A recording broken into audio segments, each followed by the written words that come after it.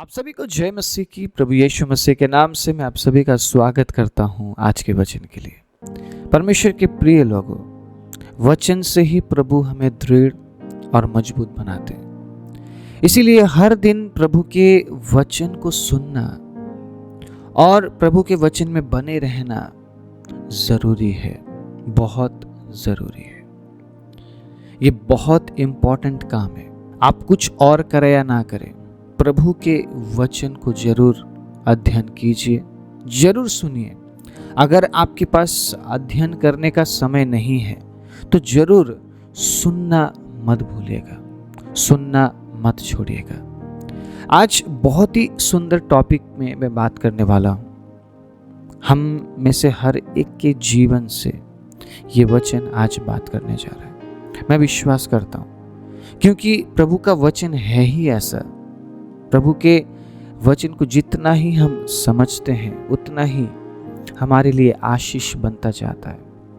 इसलिए जो भी प्रचार आपके बीच में मैं लेकर आता हूँ, परमेश्वर के अजीजों, मैं हमेशा यही प्रार्थना करता हूँ कि उन तमाम वचनों से आपके और प्रभु के बीच में घनिष्ठता बन सके, घनिष्ठता बढ़ सके, ताकि आप प्रभु को लेकर चल सके। आमीन। Praise the Lord. आप सब कुछ पा रहे हैं, आप सब कुछ कर रहे हैं, लेकिन प्रभु बिना अगर आप उन कामों को कर रहे हैं कोई फायदा नहीं है। परमेश्वर को छोड़कर आप बहुत आगे बढ़ रहे हैं या बहुत उन्नति कर रहे हैं, उससे कोई फायदा नहीं है। प्रभु के साथ अगर आपके पास थोड़ा सा है, मैं कहता हूँ वो आशीषित जीवन है। प्रभु बिना आप बहुत प्राप्त कर रहे हैं, बहुत कुछ बटोर रहे हैं, वो आशीषित जीवन नहीं है। अगर आप वाकई में प्रभु के साथ जीवन बिताना चाहते हैं तो वचन चाहिए आपको। प्रभु के साथ प्राप्त करना चाहते हैं तो वचन चाहिए। प्रभु के साथ घनिष्ठता में बढ़ना चाहते हैं तो वचन चाहिए। इसलिए हर दिन मैं आप सभी के लिए प्रार्थना पूर्वक परमेश्वर के वचन से लेकर आता हूँ। आपको भी प्रार्थना पूर्वक इन तमाम वचनों को सुनकर इसे लागू करने की जरूरत है। पहला कुरिन्थी 15 अध्याय उसके 57 आयत को मैं एक बार पढ़ना चाहता हूँ। 58 आयत को भी मैं पढ़ूंगा, लेकिन पहले मैं 57 आयत को पढ़ना चाहता हूँ। बड़े ध्यान से सुनिएगा। परंतु परमेश्वर का धन्यवाद हो जो हमारे प्रभु यीशु मसीह के द्वारा हमें जयवंत करता है। सबसे पहली बात आज जो मैं आपके बीच में रखना चाहता हूँ, परमेश्वर ने आपको जयवंत होने के लिए बुलाया है। आमीन। क्या आप मेरे साथ बोल सकते हैं आमीन? परमेश्वर ने हमें जयवंत होने के लिए बुलाया। क्यों बुलाया है? जयवंत होने के लिए। लेकिन जयवंत हम कैसे होंगे? क्या आप अकेले जयवंत हो सकते हैं? नहीं। प्रभु यीशु मसीह में वो हमें जयवंत बनाता है। तो आपको प्रभु यीशु मसीह की जरूरत है अगर आप जयवंत होना चाहते हैं। आप समझिए इस बात को जो मैं आज बताने की कोशिश कर रहा हूं। आप अगर अकेले चल रहे हैं, अगर आप ये कह रहे हैं कि प्रभु मैं कर लूंगा या मैं कर लूंगी, आप उस काम में जयवंत नहीं हो पाएंगे। आपको परमेश्वर की जरूरत है।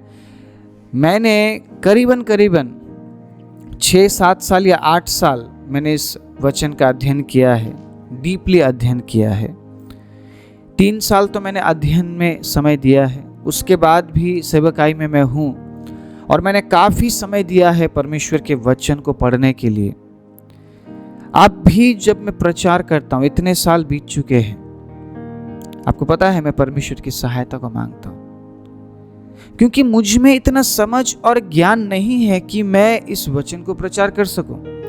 मुझ में इतना एनफ बुद्धि नहीं है कि मैं इस वचन को प्रचार कर सकूं। मुझे पवित्र आत्मा की जरूरत है, मुझे परमेश्वर की बुद्धि की जरूरत है। तभी तो मैं आपके बीच में उन बातों को रख पाता हूं जो वाकई में आपकी जरूरत की है। वचन में साफ लिखा है, बोलने वाले तुम नहीं हो, लेकिन बोलने वाला जो है वो है पवित्र आत्मा। तो आप जब वचन सुनते हैं, आप मुझसे नहीं सुन रहे हैं, मैं बस एक जरिया बन रहा हूं परमेश्वर के वचन को देने के लिए। मैं जस्ट नाम मात्र एक जरिया हूं, बात परमेश्वर आपसे कर रहे हैं। समझिए इस बात को। आप परमेश्वर की आवाज को सुन रहे हैं। इसलिए तो बहुत से लोग ये कहते हैं कि परमेश्वर ने आज मुझसे बात किया।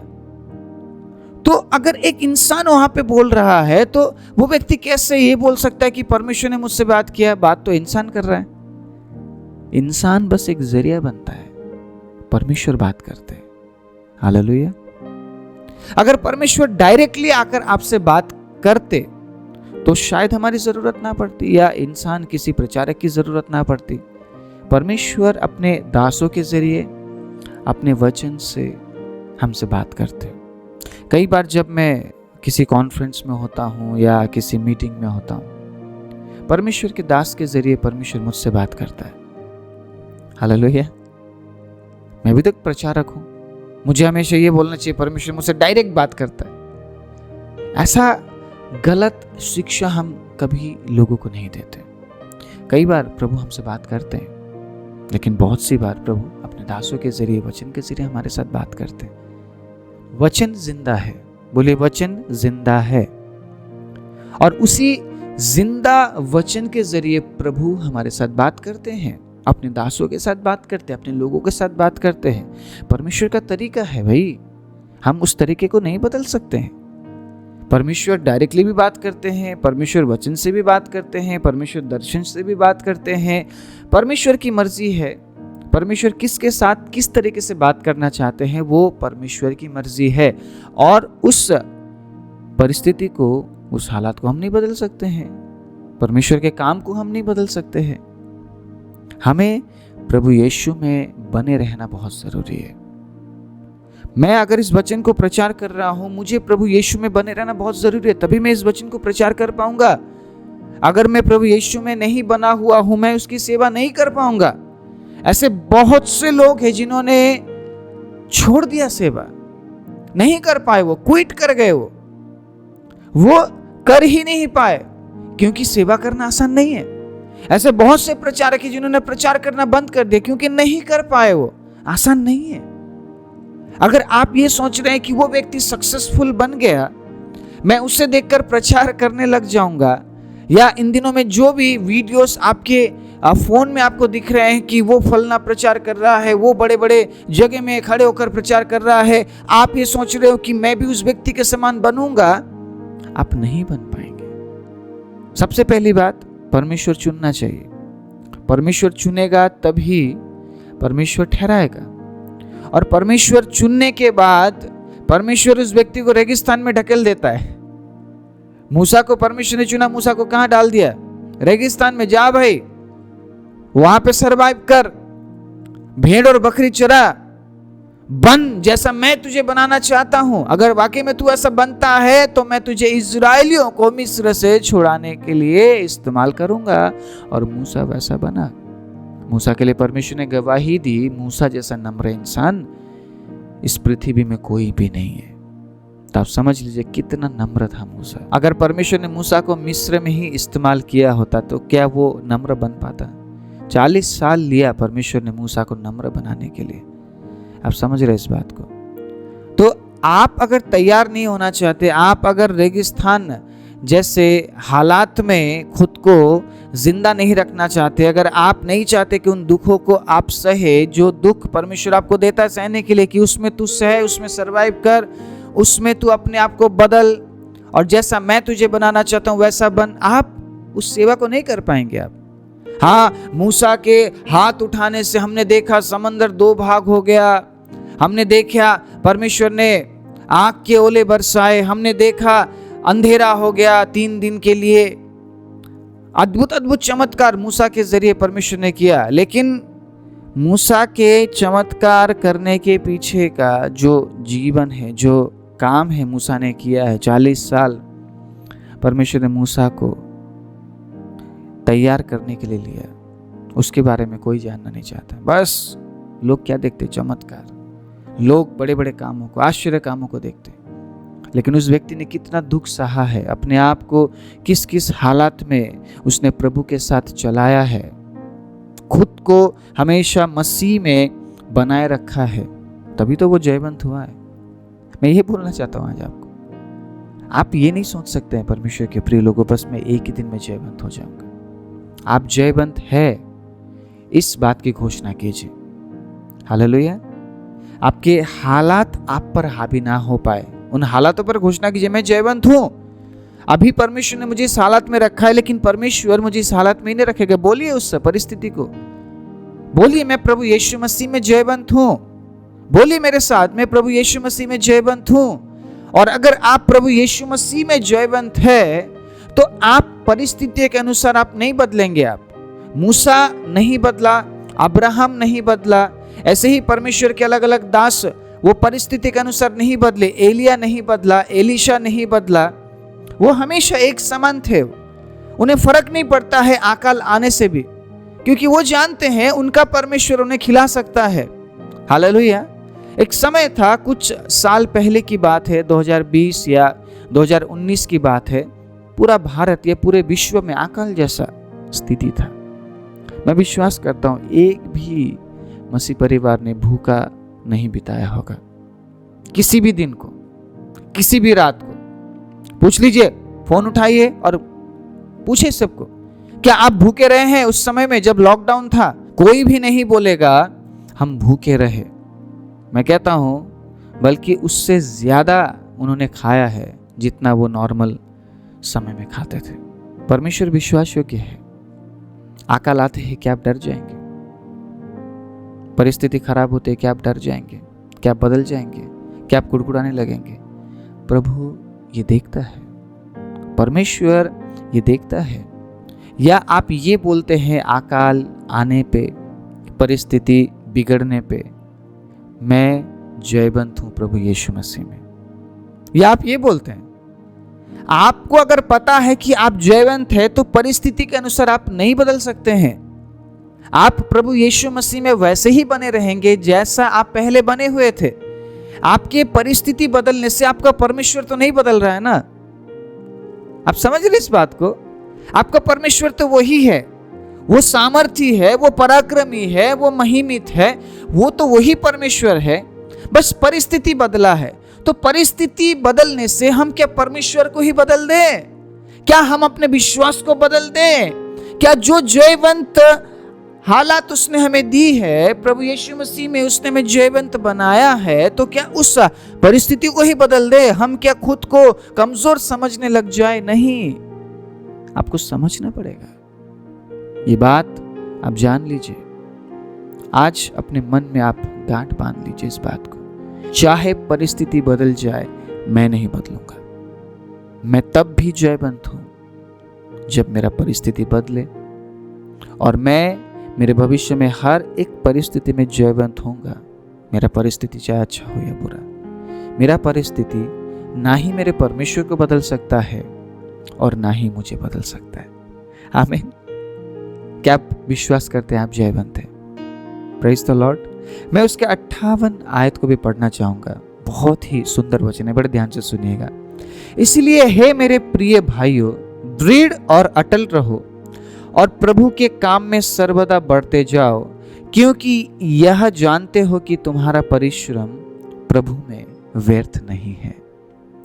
अगर आप खुद को जयवंत मानते हैं, अगर आप प्रभु यीशु में बने हुए हैं, उस जयवंत जीवन में अगर आप बने हुए हैं, अगर आप उस विश्वास में बने हुए हैं कि परमेश्वर हमें प्रभु यीशु में जयवंत करता है, वो हमें प्रभु यीशु मसीह में जयवंत बनाता है, आप परिश्रम करना कभी नहीं छोड़ेंगे।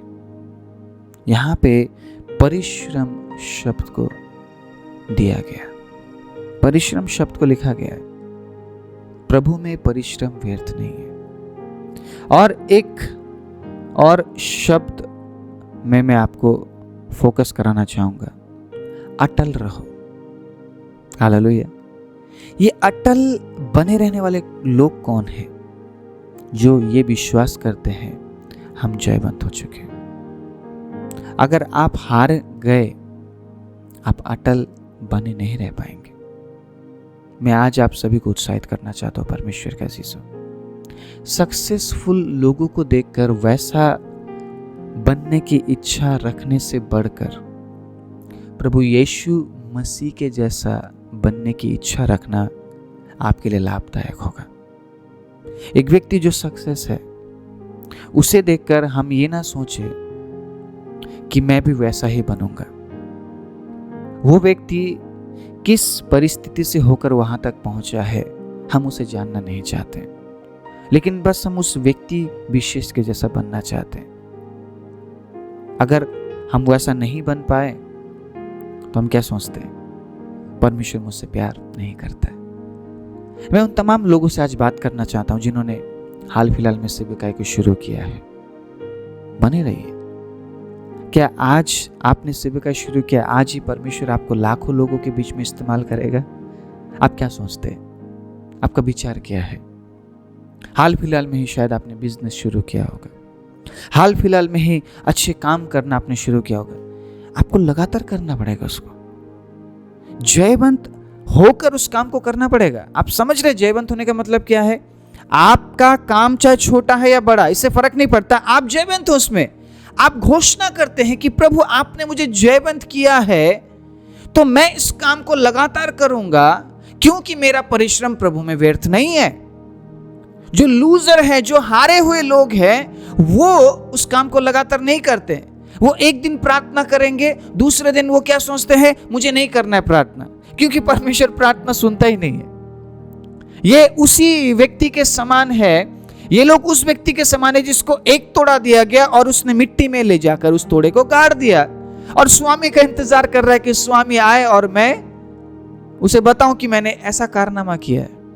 मैंने कुछ किया ही नहीं। स्वामी कहेगा तू अविश्वास योग्य है, तुझे जब एक तोड़ा दिया गया, तुझे उस एक तोड़े से लेन देन करना चाहिए था। मैं तो यही कहकर गया था तुझे कि उस एक तोड़े से तू लेन देन कर। तूने परिश्रम करना ना चाहा, तू बस बैठकर खाने वाला व्यक्ति है, तो अविश्वास योग्य। और तेरा भाग कहाँ मिलेगा तुझे? स्वर्ग में तो कतई नहीं मिलेगा, अनंत जीवन में तो कतई नहीं मिलेगा। तुझे आग और गंधक की झील में डाला जाएगा। आप समझ रहे इस बात को? अगर आप परिश्रम ना करते हुए, लगातार उसमें बने ना रहते हुए, जयवंत जीवन, जयवंत विश्वास में ना जीते हुए आप कार्य को करते हैं, तो आपका परिश्रम व्यर्थ हो जाएगा। मैं चाहता हूं आप में से किसी का भी परिश्रम व्यर्थ ना हो। आप अगर प्रार्थना कर रहे हैं, प्रभु में परिश्रम है। अगर आप उपवास कर रहे हैं, प्रभु में परिश्रम है। अगर आप वचन पढ़ रहे हैं, आप परिश्रम कर रहे हैं। अगर आप सुसमाचार सुना रहे हैं, आप परिश्रम कर रहे हैं। अगर आप किसी को देने का काम कर रहे हैं, आपका परिश्रम है वो। और प्रभु में आपका परिश्रम व्यर्थ नहीं होगा अगर आप यीशु मसीह में बने हुए जयवंत जीवन को आप जीते हैं। आप हर परिस्थिति में आप जयवंत बात की घोषणा करते हैं। आप इस बात की घोषणा करते हैं कि मैं जयवंत हूं, और आप उस काम को लगातार करते हैं, आप बने रहते हैं। और जिस प्रकार पौलुस यहां पर कुरिन्थ की कलीसिया को ये बता रहे हैं कि बढ़ते जाओ, बढ़ते जाओ, उसमें रुकना नहीं है।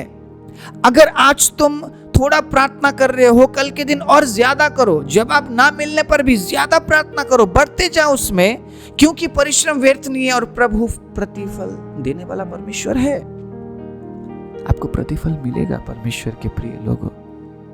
बस जयवंत बनकर, अटल रहकर परिश्रम करते जाइए, बढ़ते जाइए। प्रतिफल देने वाला परमेश्वर है।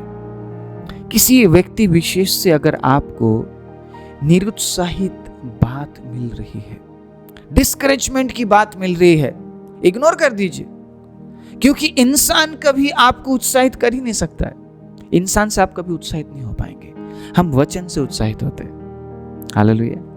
हम वचन से उत्साहित किए जाते हैं, परमेश्वर हमें उत्साहित करते हैं। इसीलिए इंसान से अगर आप निराश हो रहे हैं, नो मैटर, कोई बात नहीं, भूल जाइए उसको, छोड़ दीजिए, प्रभु में बढ़ते जाइए, परिश्रम कंटिन्यू रखिए, जारी रखिए उस काम को। अगर आप बुरे काम को जारी रखते हैं तो अच्छे काम को क्यों नहीं? बहुत से लोग ये बोलते हैं कि मैं पाप करना छोड़ नहीं पा रहा हूं मैं, इसका मतलब आप उस बुरे काम को जारी रख रहे हैं। अच्छे काम को अगर आप जारी रखेंगे तो बुरा काम आपसे अपने आप दूर हो जाएगा। प्रभु में परिश्रम करना जारी रखिए, क्योंकि आप जयवंत हैं। और जब आप लगातार करते रहेंगे उस काम को, प्रभु यीशु मसीह में जयवंत होकर प्रतिफल आपको मिलेगा, क्योंकि आज हमने सुन लिया, चाहे वो परिश्रम बड़ा हो या छोटा, थोड़ा हो या ज़्यादा, लगातार अगर हम करते रहे, परमेश्वर के अजीज हो, वह परमेश्वर हमें प्रतिफल देने वाला परमेश्वर है। प्रतिफल आपको सिर्फ परमेश्वर से मिलेगा। इसलिए बने रहिए, परिश्रम करते रहिए, क्योंकि आप जयवंत हैं। आमीन। आइए अपनी आंखों को बंद करें। सर्वशक्तिमान जीवित दयालु परमेश्वर, सुंदर वचन से आज आपने हमें एक बार फिर उत्साहित किया है। प्रभु, हम आप में जयवंत हैं। प्रभु यीशु मसीह, धन्यवाद उस अद्भुत बलिदान के लिए, जिस बलिदान के द्वारा प्रभु आपने हमें जयवंत किया है, ताकि हम आप में अटल रहे, ताकि हम उन कामों में अटल रहे और हम बढ़ते जाएं, क्योंकि हमारा परिश्रम प्रभु व्यर्थ नहीं जाएगा। जो अच्छे काम हम कर रहे हैं प्रभु, आज शायद वो छोटे स्तर में है, आज शायद लोग उस काम को नहीं सराह रहे हैं प्रभु, कोई शायद हमें जानते नहीं है प्रभु। एक दिन वो समय आएगा प्रभु जब आप प्रतिफल देंगे। आमीन। जितने भी लोग आज इस वचन को सुन रहे, मैं उनके जीवन में आपके प्रतिफल की घोषणा करता हूं, और मैं जयवंत की घोषणा करता हूं, और मैं अटल रहने की घोषणा करता हूं प्रभु। आप में बढ़ते जाने की मैं घोषणा करता हूं, क्योंकि उन्होंने जो परिश्रम किया है, जो परिश्रम वो अभी कर रहे हैं प्रभु, व्यर्थ नहीं है। धन्यवाद देता हूं प्रभु, वचन सुनने वाले सभी पर आपके भलाई, अनुग्रह, आशीष की घोषणा करते हुए इस प्रार्थना को प्रभु यीशु मसीह के नाम से मांगते हैं। आमीन।